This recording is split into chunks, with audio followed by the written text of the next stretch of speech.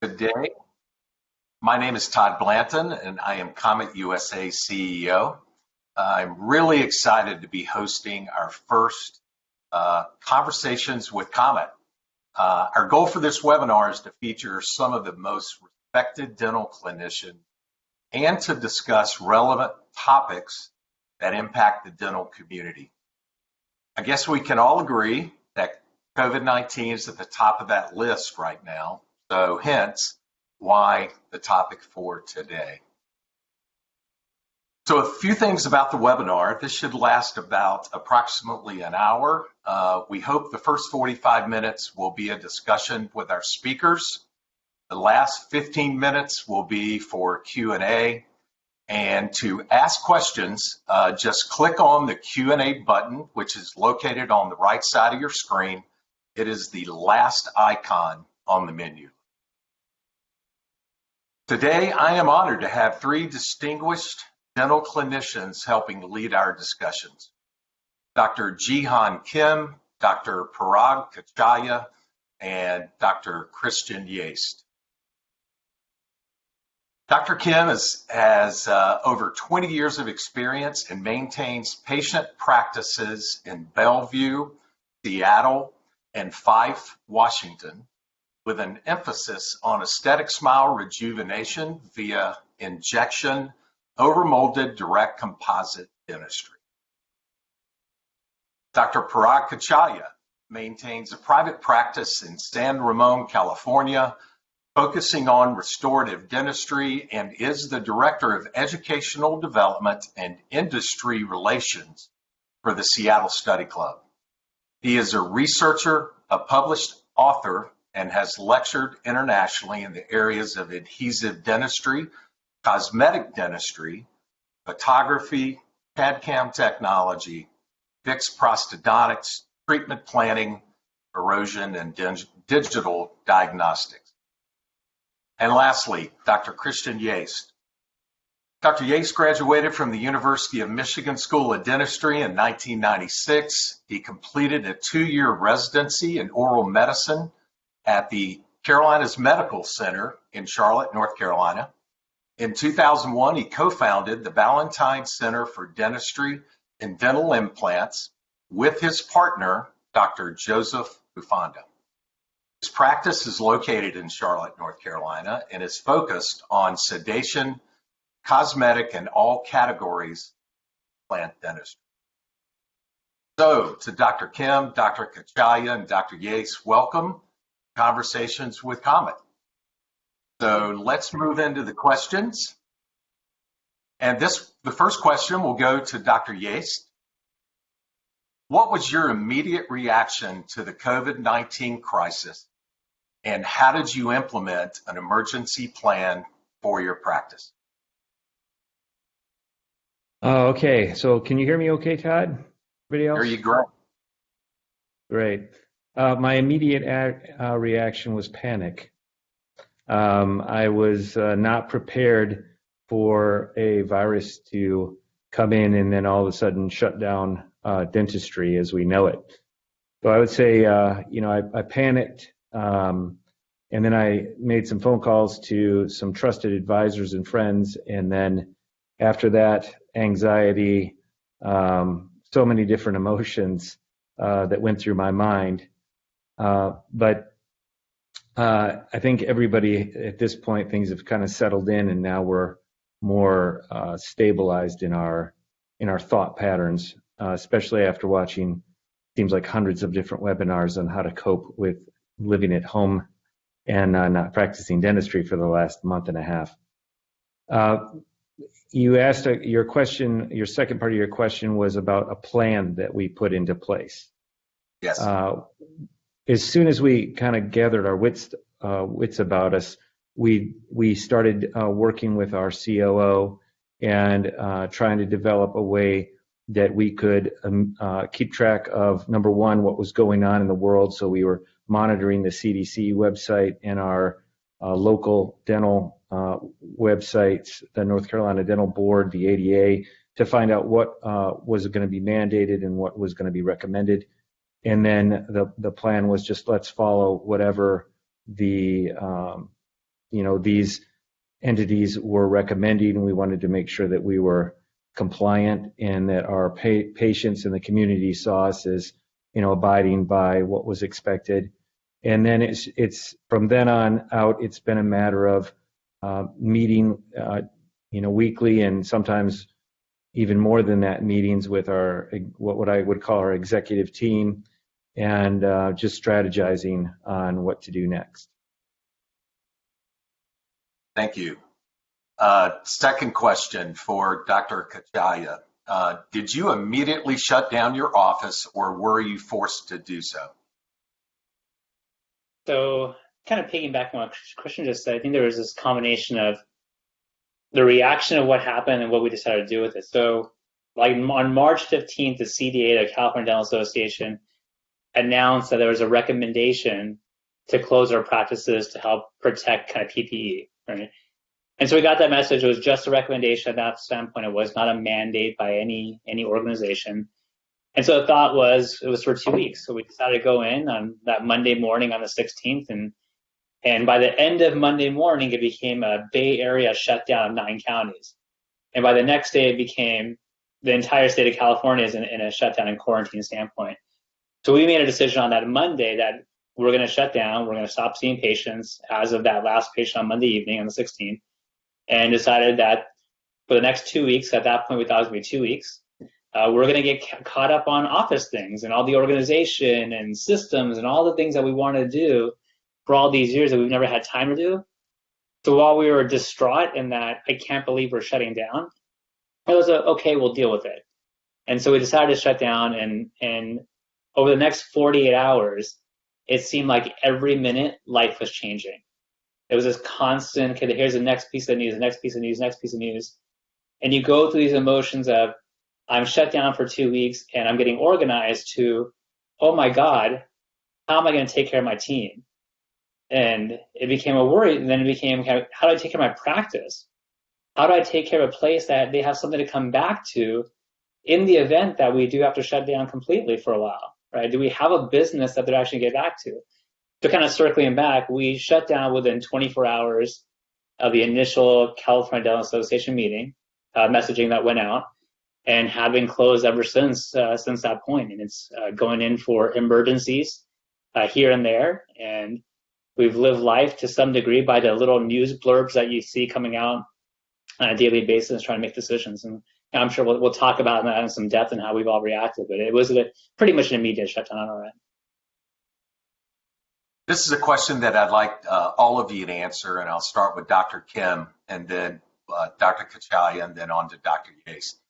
What is something you wished you had set up or implemented from a practice point before the pandemic? That I got pandemic insurance. Just as a funny thing. I think, of course, I think we always have the best intentions of trying to plan for the future. And of course, just the busyness of your practice gets in the way, and the busyness of living your life gets in the way. And I think sometimes, even though you have it in your plan that, you should, build your reserves so that you have some cash protection, and that you should reserve some time to strategize for the future, especially because we know that, especially the last 20 years, the practice model for dentistry has really changed. And it's gone from a sole proprietorship to, now seeing a lot more of these corporate dental offices or, group dental practices coming together, and kind of seeing some of the changes, and, how can you best protect your lifestyle, your living, but also, how can you best protect the way that you want to run your practice to best serve your patients in the manner that, you really want to.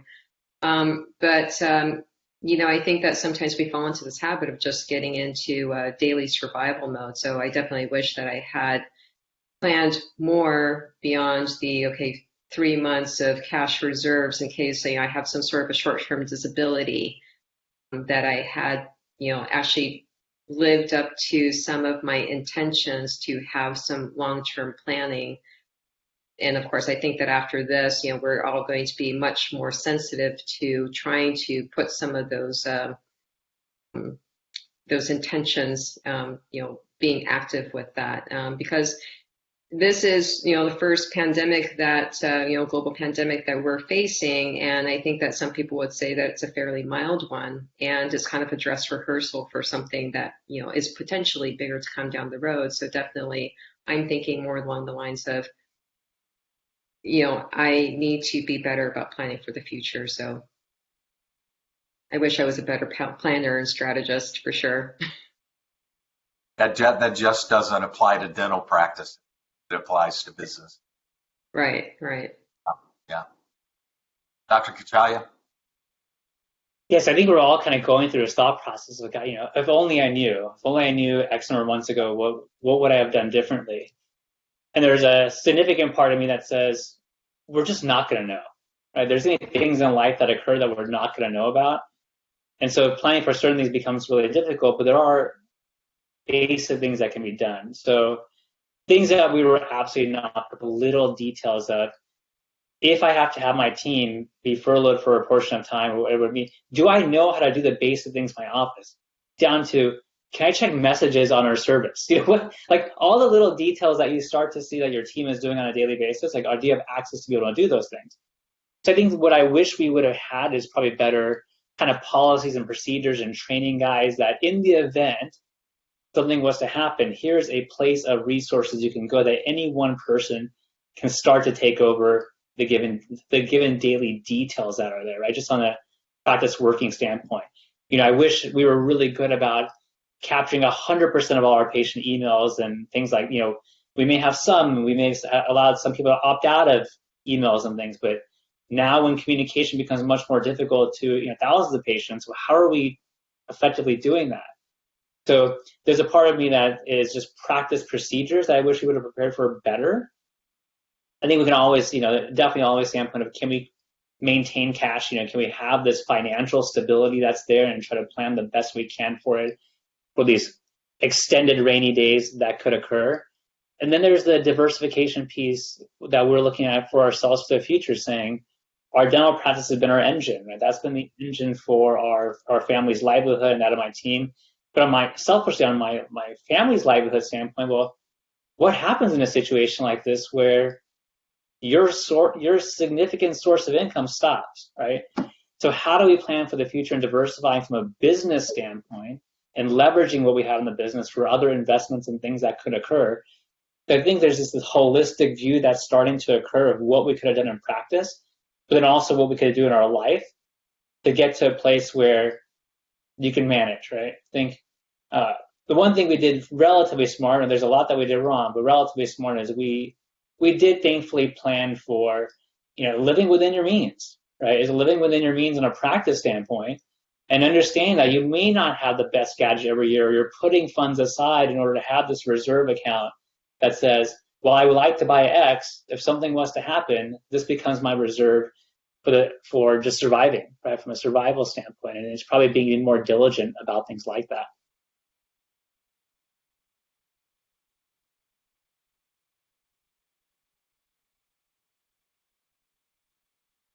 Are you ready for me, Todd? I believe I am, Christian. Okay. So as I understand the question is, what if? Like, what would we do differently if we had known and been ready to attack this virus on the front end? Dr. Kim stole the words right out of my mouth. I mean, I would have looked into some sort of insurance against this happening, but it's too little, too late for that. Fortunately, and I so much agree in what Dr.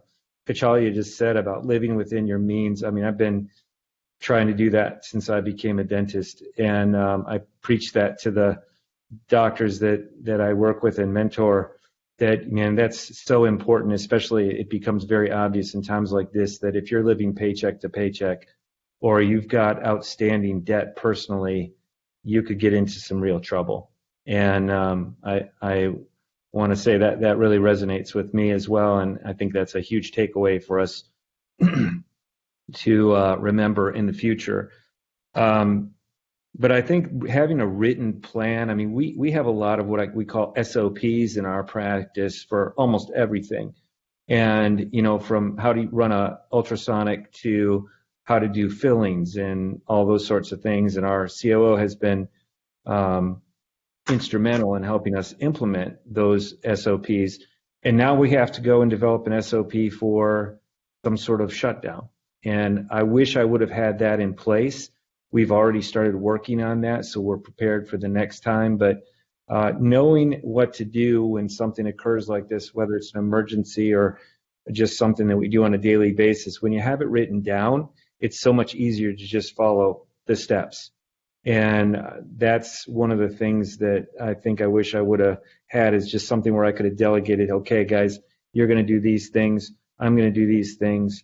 These folks over here are going to do that. And it just reduces the anxiety amongst the team and the providers and the owners of the practice. Very good. I can make one comment about that. I mean, I really appreciate what Christian just said there, in that I think what it also does, which I think we're missing right now, is it takes the emotion out of it. Right? By having standard operating procedures, right now we're emotion driven because there's all these bits of information coming out. But when you take the time to actually develop procedures, when it's not emotion based and it's actually an analytical process, whatever happens there, then it's where you can act on it, right? Because right now you're being swayed by a news blurb or a text message or an Instagram post, whatever it is. Like, there's some little detail that's coming out that's swaying your thought process. So, I mean, I actually want to dig into Christian's mind at some point and go through those operating procedures and saying, what can we learn from that so that we take the emotion out and just act smartly for our teams. Really good. Dr. Kim, we've already sort of touched on this somewhat, but what are the effects from COVID-19 on you, your staff, and your patients?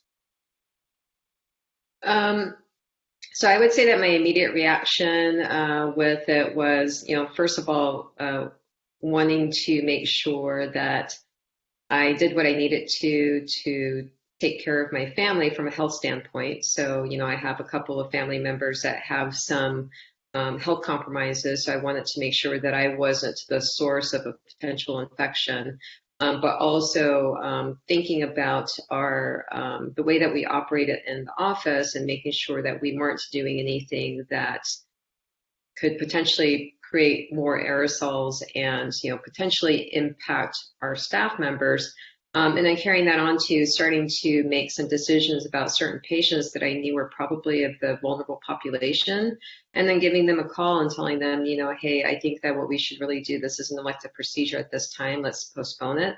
And then having to deal with some of those patients that, frankly disagreed, and for me to say, no, I'm acting in your best interest because there's a lot coming down that we don't know, and I'm, trying to be proactive, for your benefit. So, having to sort of take a bit of I don't want to say parental role, but more of a leadership role, and for the best interest of your patients, your staff, but then also caring for, your own family members as well. I mean, that would have been sort of my immediate reaction. Of course, coming out of that initial thing, I think, like Parag was saying, is that, first you go through the couple of weeks where you're thinking, oh, this is a great time to organize, to catch up, and to sort of get a little bit of a break from, constantly running, to all of a sudden going through the motions of paralysis, because, I think all of us as personality types are used to being highly productive. And I would say everyone agrees that we're all being extremely busy, but we feel like we're not being productive at all.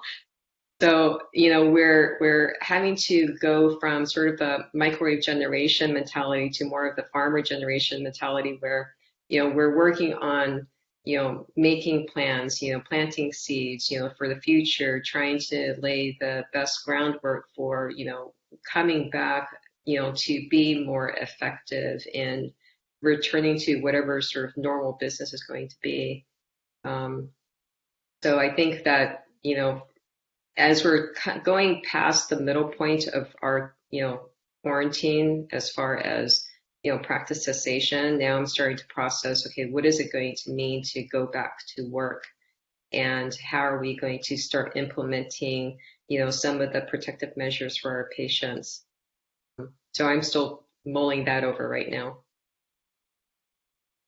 Very good. Again, this is a question that I'd like everyone to answer, and we'll go in the same order as last time. And at this point, we're having questions that sort of have somewhat been answered, but we're going to keep going here. How much pending treatment do you have prior to closing? And a second part to this is, what is your plan for getting those patients back on your calendar when you open? Dr. Kim. I'm sorry, can you repeat that again? That's okay. Sorry, it blanked out for a second there. That's okay. And I see the screens are freezing up a little bit. I know that. Apologize. How much pending treatment did you have? Oh, how much pending treatment did I have, and how am I going to re-implement some of that? There you go. Your plan to reopen. Correct. So, I mean, there's a couple of things actually, because for me, there's my patient practice, and then there's also the teaching that I do.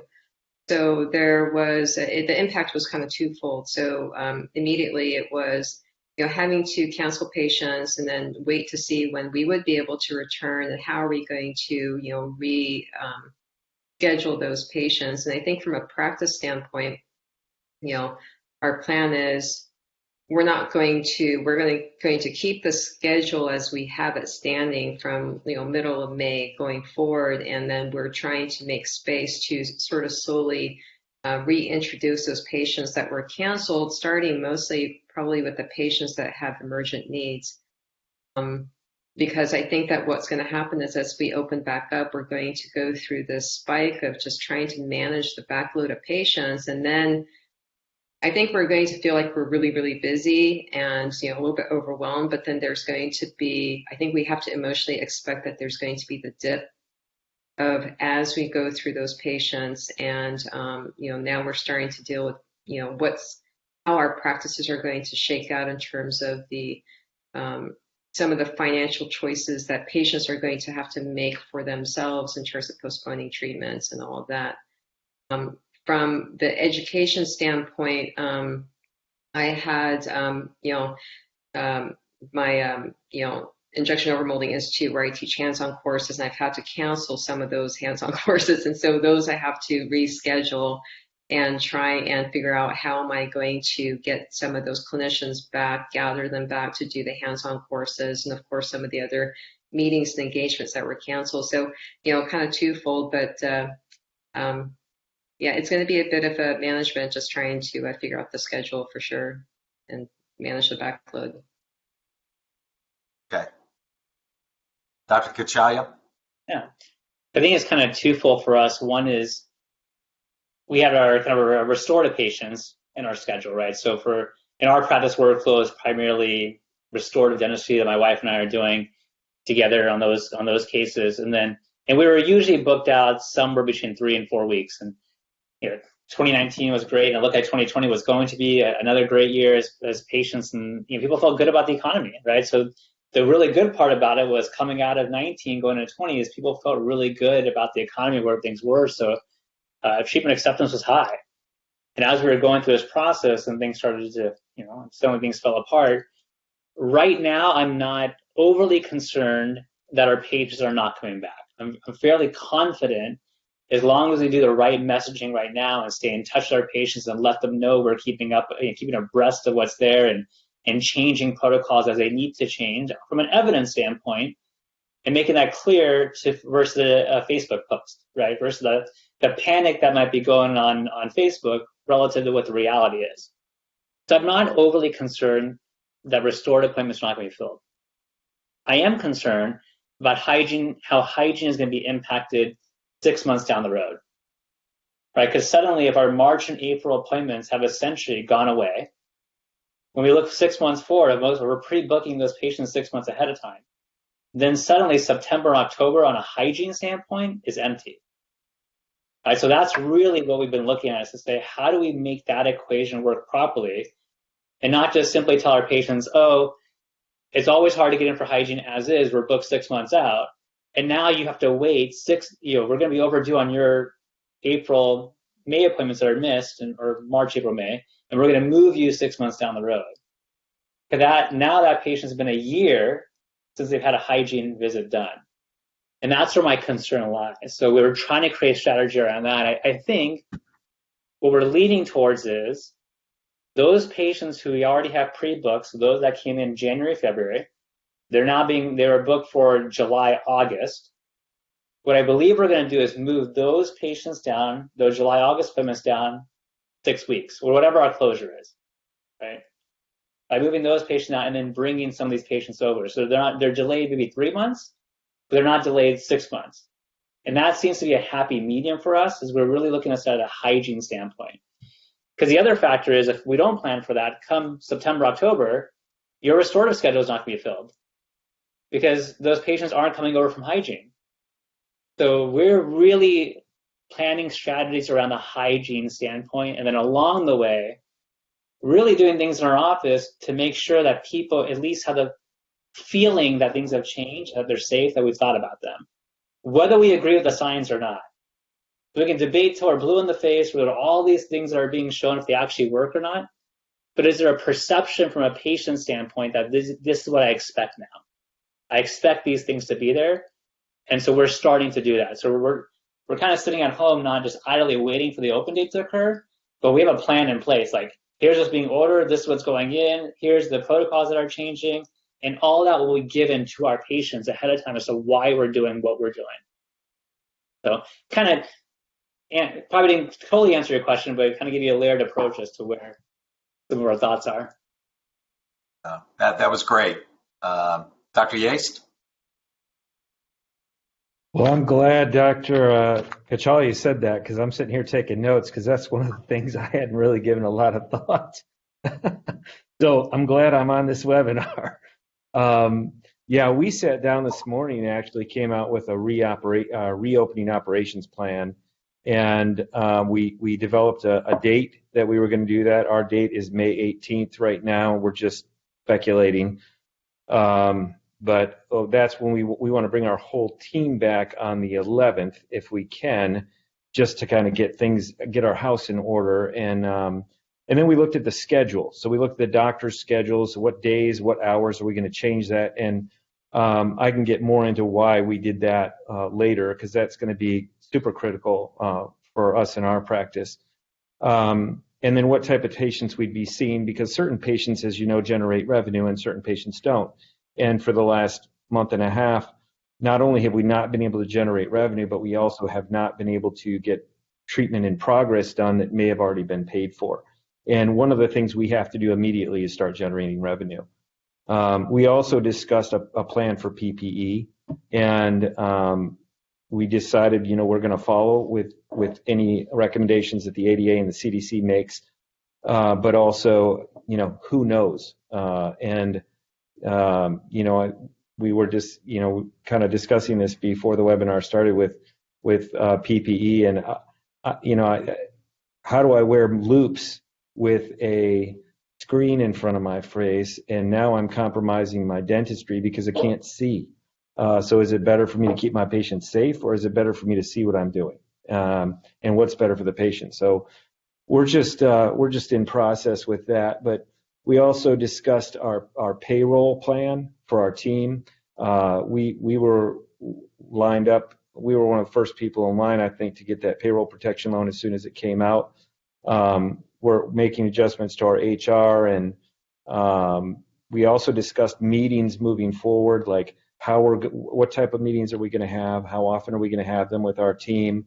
We discussed the schedule. We discussed training that's going to be implemented. We already had a training program in place, but now what are we going to do with our training? What's taking a priority now? Is it the practice management training? Is it the hygiene training that we had? Will the hygienists have more time to spend on training? Because we don't know that we can bring them back right away anyway. This may be a phased thing where we bring back the dentists first and then hygiene second. And then same thing for our business team. Like we're using a program called Dental Intelligence right now that merges with our Dentrix, and it fortunately they came up with a plan through their programming, which was brilliant, to show us which patients are revenue generating, which patients take high priority, which patients have outstanding insurance and that sort of thing. So our business team will be working with our CEO, and that's kind of our game plan at this point. I think the important thing is just to develop some sort of strategic plan moving forward, and then no matter how simple it is, and then at least you have a plan, and you can always modify that. Well, that's a good segue, Dr. Yaste. Before we move on to the Q&A portion, I keep getting handed questions, so we have a fair amount of questions that we'll entertain here in a second. I want to talk about one more thing. I think we can all say during these unprecedented times, I'm sure many of us are feeling emotions such as sadness, stress, fear, loneliness, and some loss. Recently, Dr. Yaste's business partner unexpectedly passed away, but not related to COVID-19. Dr. Yaste is going to share a little more about this tragic event in hopes that it will shed some light on what some of you could be going through and dealing with currently. Yeah. So, and this is a very sensitive subject to me right now, especially because it hasn't even been a week since I lost my partner. He was a friend of mine for 36 years. Grew up with him, and went to dental school, went to high school together, and we were partners for the last 20 years. And partnerships have a way of, they're like a marriage. And my partner and I were almost complete opposites from a personality standpoint. So we had our ups and downs, and we didn't always get along, but we had a very strong friendship. And recently had decided within the last 3 months that we were really going to plow forward with some growth strategies that had been presented to us. So this has thrown a loop into my personal life, into my professional life, into the practice life, into my team's lives, and his spouse's life. And so I have a totally different appreciation for what some of our colleagues that lose a spouse or lose a partner or lose God forbid, a child or something like that have to go through, and how that the grieving process for me has really just begun. And it's difficult, and I know that there's going to be other people out when this crisis is over that deal with those same things. And so I'm currently trying to reach out to people that I know that have been there to support me in the past, my mentors, my coaches. It's important for me to lean on my team, and they're leaning on each other. And one of the things I've taken away from this that's huge is we focused a lot on developing culture in our practice and making our team our first priority. I heard a long time ago from a mentor that you can only treat your patients as well as you treat your team. If your team isn't loved, they won't love your patients, and your patients will know. And so we really focused heavily about 6 years ago on bringing things into the practice that would help develop that culture. And I'm so grateful for that now, because they're like my family. And that's been a super important support system for me.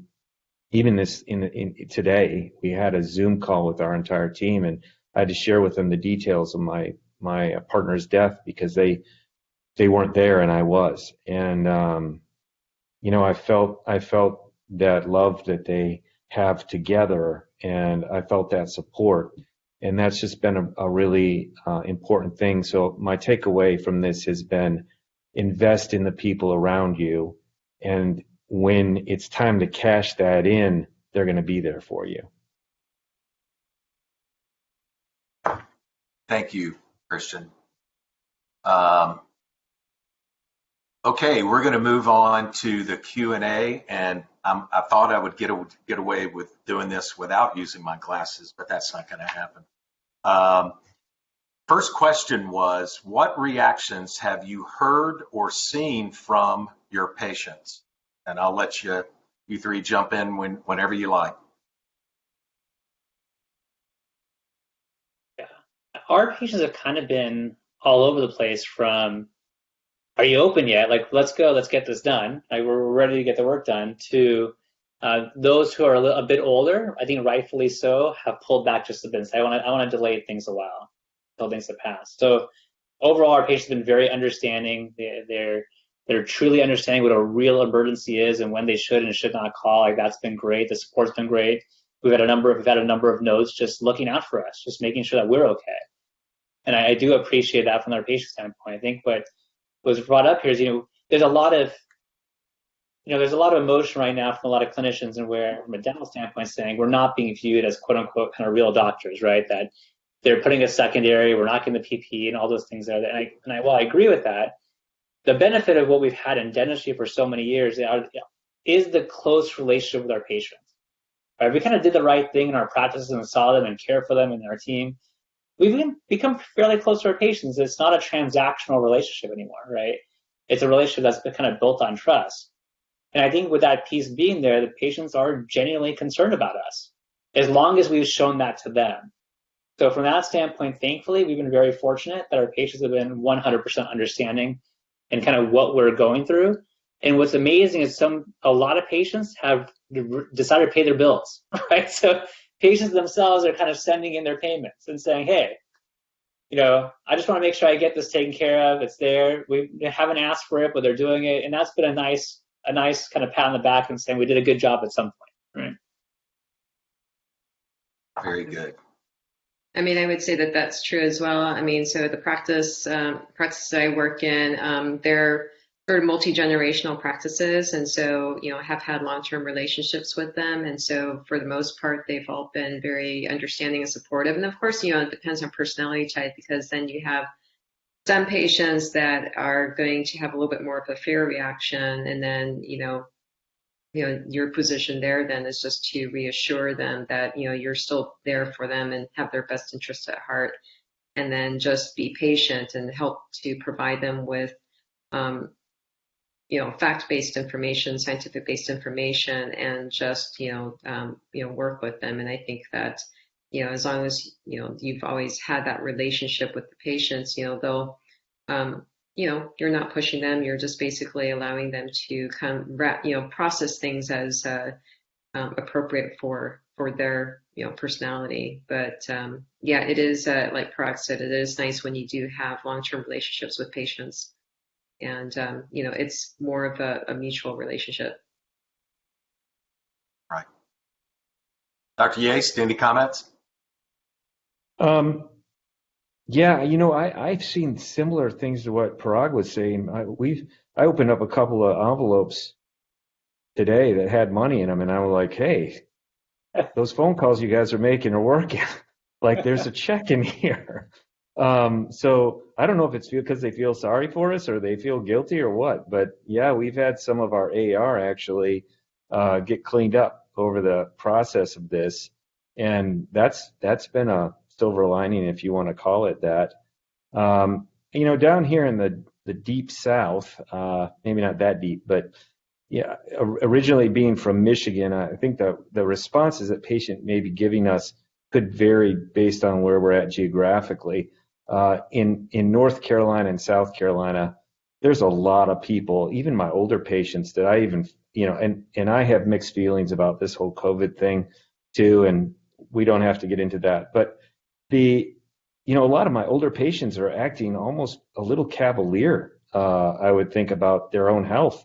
And they're like, well, I want to come in as soon as possible. And I don't think they'd care if I had a mask on. And then we've got a few patients that have called, more new patients, I find, that don't have a relationship with us already, that the team is like, hey, this person wants to come in, but only if we have, an enormous autoclave that they can walk into before they come into the office. I mean, I'm exaggerating, but so I've seen both sides too, but I would say probably more along the lines of people haven't shown as much concern. And again, I think that may just be because our area has not been hit as dramatically as Southern California and New York City and some of these other areas where we have these larger circles on the map. Sure. Yeah, it's interesting you bring that up because one of the questions was, as a business owner, do you feel that any of this was overblown? Yeah, Doctor, yeah, go ahead. yeah, I'll be happy to jump in there. So, Sure. candidly, I was cavalier about the whole thing too, right? So I fly all the time. So between January and March 16th, I had flown 30,000 miles on a plane every week. And my team's like, hey, are you worried about this at all? I'm like, absolutely not, right? It was not a concern to me. I was probably too cavalier. I'll never forget, I was on a flight coming back from Chicago, and myself and there's a cardiologist sitting right next to me. We're the only two in our area in the cabin that doesn't have a mask on. Right? The two healthcare professionals are the two that don't have a mask on. Everybody else does. We're like, this is crazy. And so, with that being said, though, I think if I was to do things differently, while I still have my opinions of when we get to true mortality rate and what it is, and fully respect every life is important, I'm not trying to discount that at all. There is a part of me that has to pull back from my personal views and say, hey, this is how I feel, and start to think about my patient base and my team and those around us, right? And so, yes, I personally feel a lot of this is overblown. And but I also understand why some of the reactions are there. My concern now becomes is, as we get into this phase of opening, does it become a political issue in that, hey, look at our state, we stay closed the longest versus who opened first, and vice versa, right? Is I want to make sure that we're science driven, that is true data driven decisions that are being made, and not fear decisions or political clout decisions that are happening. And that's where I'm a bit skeptical about some of the things that are occurring in all aspects, regardless of where you stand politically, right? In all aspects today. That's great, Yeah, Dr. Kim. Yeah, I mean, I definitely share Parag's sentiments. I think that, for me personally, I probably am a little bit more cavalier, but I, have to respect the people around me and do what I can to, respect their, sense of wanting to stay safe and stay protected. And, I mean, I come from more of a, product science, research background. And so, some of this, when you think about, needing to have herd immunity and all, a lot of the different discussions that are going on there, I appreciate all of that. But then also I have a lot of family members in healthcare, and I've been talking with them and asking them, how did they feel and how does their work environment feel? And even though they're all very highly educated, people, and they've all done research as well, for them to work in that environment, yeah, they do have a sense of fear. And, I have to appreciate the fact that I'm actually not on the front lines, as we would say, and, support those individuals that are working in the medical system as much as possible. And I think that that's kind of the reaction that the dental community has taken, which is, we're going to do our best to support the medical community and support the people and try and, mitigate, and help to prevent the medical system from being overrun, regardless of how you may feel about your own personal safety. The hope is that after all of this, that there isn't, as Parag said, this hyper reaction to in this fear, based decisions that will allow us to, start to develop some sense of normalcy or new normalcy and get back to some business. Because then you start to wonder, is the cure, is that going to be worse than the disease? So that's my concern. Sure. Understand. Dr. Yaste, any more comments? I would just reflect what everybody else said. I think that sums up pretty much how I feel about it as well. Very good. A question from Robert Escow. Dr. Yaste, has your background in oral medicine prepared you for the situation and reopening for your practice? I wish I could say yes, but no. My background in oral medicine has to do more with just feeling comfortable, having worked in a hospital for 2 years and working in different areas of the hospital, whether it's emergency department or internal medicine department or on the surgical team or the transplant unit, things like that. I don't think that really prepared me anymore to deal with this. I feel like it gave me, as Parag was saying, we should look at science, and we shouldn't buy into this fear mentality and things like that. So that experience gave me a much better appreciation than I had in dental school for what research and real research means, and staying focused on facts and not just what somebody politically or otherwise wants to put out in the media, and all this crazy stuff that you see on social media right now. It's insane where people get their facts from. But I guess that's the long answer. The short answer is no, it did not. I wish it had, but I think we all have a lot to learn about how viruses and things like that will affect us in the future. Very good. This is from Dr. Savannah Honeycutt, who Dr. Yaste knows. What role do you think teledentistry will have moving forward?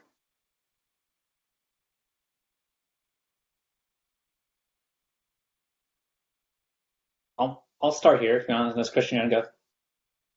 Go ahead. No, go ahead. Okay.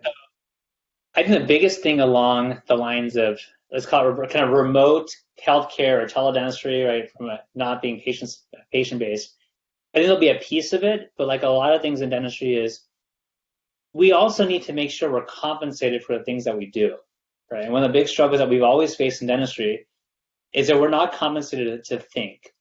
Dentistry's always been compensated to do a surgical procedure of some kind. That's your compensation level. And insurance companies have historically said you're allowed to think twice a year that will pay you for in examinations, and that's pretty much it. The rest of the time you have to do some kind of a procedure base. So I do think there's going to be a place in dentistry where we involve digital technologies for consultations to be able to, at least in the interim, not have as much face-to-face interactions with those who are fearful, or become efficient in our practices. For example, if you have all these consults that need to be done, especially for a practice that may be doing a lot of implants or surgery, and you're going through health history standpoints, can we do some of that digitally and virtual consultations before the patient comes in? So that when they come in, it's go time.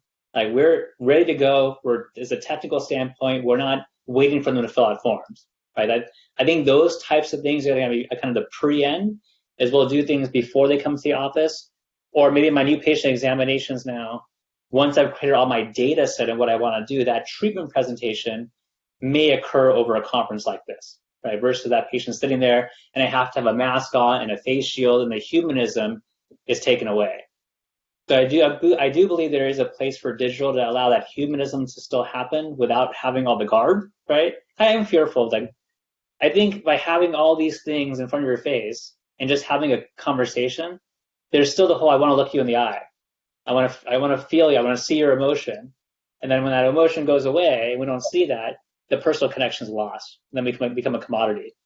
So I think it's about leveraging digital to maintain personal connections.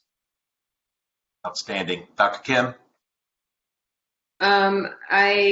So a part of my practice is I do a lot of consultations digitally with patients that are coming in for aesthetic treatment. And so I have patients that travel remotely. And so, I definitely see more of an expansion of that. I think that personally, I think for some of the more triaging type of appointments with patients, definitely can see utilizing more of a digital component for that. But I think that one of the things that, at least in our practice style, what we really do enjoy is, being able to visit with our patients and getting to know them, because, as I said, our practice is really a multi-generational practice. And so I think, really utilizing it as a tool, but not having it become such a huge part of the practice, but, using it as a value-added service to, offers patients some convenience. But I think, at least for our practice style, just really trying to maintain that personal relationship, I think, is probably, what we'll, stay with, but just offering a little bit more of a convenience component for some of our patients. Okay. Dr. Yaste? Yeah, I did not use any teledentistry before coronavirus. And we actually implemented that shortly afterwards, and it's very interesting. In fact, it's funny what Parag was saying about the relationship building. I'm a huge proponent of that, and teach that to our team. And it's almost like I think I called it relationship development software to one of my treatment plan coordinators, because that's what we're doing now. Is we're going to be visiting with people and trying to get that relationship started on the front end, because we don't know whether we're going to be able to, like he was saying, are we going to have these masks on? Are we going to be like robots in our operatories, or are we going to be able to actually interact with people? It's so difficult even now, even though I'm only practicing very little right now. Our practice is open to see emergencies because so many doctors in the area have actually literally are not going into the office, don't have the resources to be paying their teams. And we have a skeleton crew that's on call, and my associate is seeing patients. And I happen to have a patient. I'm at the office not seeing patients. I'm kind of quarantined, so to speak, in our conference room. But I just naturally want to shake that person's hand or pat that person on the back. And now I'm finding myself just, standing off, and I can feel that there's a difference. And I think our patients will be able to feel that too. So how we use technology in the future to help us leverage relationships, I think, is going to be really important. And I feel like we'll see an explosion of that, and more dentists will use that as a tool to develop those relationships in the future, and make it easier maybe of a transition from that phone call to the teledentistry to coming in and getting care. So I'd have to say I do think it's an important part of moving in the future, or will be. Okay, very good. We've got several questions about this, and I know all of you have heard what is the dental landscape going to look like after all this? What's going to happen to the private practice? Are the DSOs going to acquire all these practices that could potentially be going bankrupt? Curious what your thoughts are about that. I'll start with Dr. Kim. Well, I kind of touched on a little bit earlier about, observing some of the changes in the dental practice model over the last 20 years. And I think that more recently, probably since about 2011, I think that with the change in insurance reimbursements, I think a lot of clinicians have been feeling this sense of, being in a race with decreasing reimbursements, and then a race with increasing, salaries for staff, and, kind of getting caught in the squeeze. And I think that, some of the uncertainty would be with, the current environment, and with some of the recommendations or mandates for PPEs to protect our patients. How is that going to impact our practices in the long run? And I think that, I don't want to be, I think that dentistry as a profession and as an organization is a really strong group. And, I think that, organized dentistry is great for supporting, the efforts of all the individual clinicians. And I do think that, we'll definitely survive this. I do think that there's going to be a change. There probably will be some collateral damage, and the landscape will probably change a little bit, where just the financial aspect, you may start to see a little bit of a continued divergence, where you see more growth of group practices, and sort of more a split between those and more of the boutique type of practices that are more of the smaller, boutique patient care type of, situation or type of model.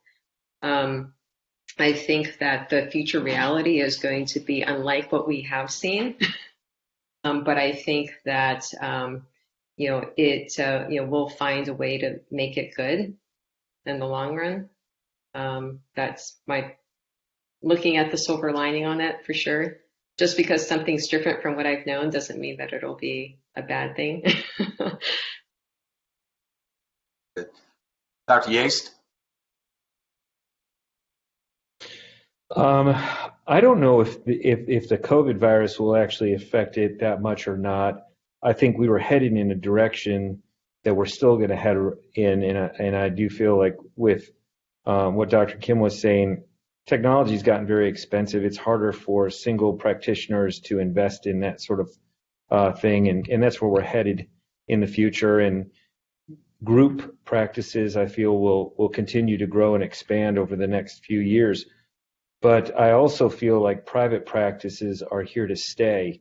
I don't think that the DSOs will suck us up as easily as they did in the pharmacy industry and in medicine, because I think we've learned some things from what's happened. And dentists in general are entrepreneurs at heart, and at least most of them, and they don't want to, necessarily do that. Now, I do think that because of this, there will be dentists, especially dentists that are a little bit beyond where I'm at personally in my practice, that may have practiced 30 or more years and go, you know what, I'm sick of this, and this is just too much. These new PPE guidelines and all the stuff, or I'm just not ready to go through another one of these things. I can hang my hat up, especially after taking a month and a half vacation.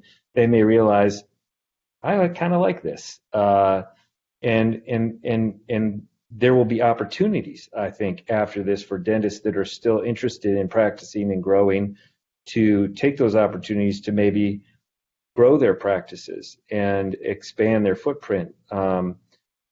But I do think that we're in a space right now that is changing. It's changing rapidly, with or without coronavirus. The coronavirus may make some may have an effect on that, especially if the cost of practicing raises dramatically because of certain requirements that the state or the government makes, or the economy, that shifts in the economy because of this. But that's kind of my thoughts on that. Great. Dr. Kachalia? Yeah, so I would echo some of the same comments there in that I'm a strong believer that private practice is here to stay, that it's not going anywhere. Will things change? I think they can a bit. But I think it's about developing your brand and living your brand, right? So if your brand is a private practice, high service, high virtual touch, since we can't really touch patients probably anymore in terms of like handshakes and things, but just the whole emotional side that's there, that's what your patients feel, and they feel that in your practice, then it's going to stick with them, right? I almost, it's kind of a crude analogy, but today, if you're going to go get a ride-sharing service, even within the Uber platform, right, you have everything from Uber Black to Uber Pool. And if you go like Vietnam, I think there's like Uber, like motorcycle you can get now, right? And so depending on what service level somebody wants, as long as you're delivering at that service level, I think you're going to stick around. I think there's a place for it. The problem occurs if people are charging a premium, but they're not living the service, right? That's when the issues start to occur, or vice versa, right? Or the other way around. So I think we just have to be really careful with that, because if you try to deliver really, really high service, but you're not charging a fair fee and you're undercutting your fee in the market, it's hard to survive as a business. There's some the practices I get really, really concerned about are those that are taking every insurance plan underneath the sun, and now they have to implement these costs. And when there's things about, oh, I got to save $5 here because I'm only getting reimbursed a few dollars more than that, that's a bad place to be. That's a place that I don't know how we can operate in that world today if we're still trying to do everything we can for our patients in terms of time of service or quality of products or implementing all these new procedures and protocols that we want to do in the practice. So it's that middle piece that I get concerned about. And I think that's where people have to be really, really careful from a business standpoint, decide, do you really want to be on every plan? Does it make sense for you? Or does it actually make sense to cut back in some areas? Oh, that's great. Great answers, all of you. Well, timing is everything. We have 1 minute left here. And so I really want to thank all of you for joining us today. And of course, special thanks to Dr. Kim, Dr. Kachalia, Dr. Yaste for taking time from their schedule to be with us today. Our sincere condolences to Dr. Yaste for the loss of his partner and being so honest with us about what that has meant to his life. I wish all you the best. Have a great evening. Stay safe and take care. Bye-bye. Thank you.